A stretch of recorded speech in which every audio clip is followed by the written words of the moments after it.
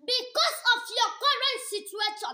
If only you can connect to this prophetic declaration and share this video. With this coconut in my hands, I don't know how water entered into coconut. Now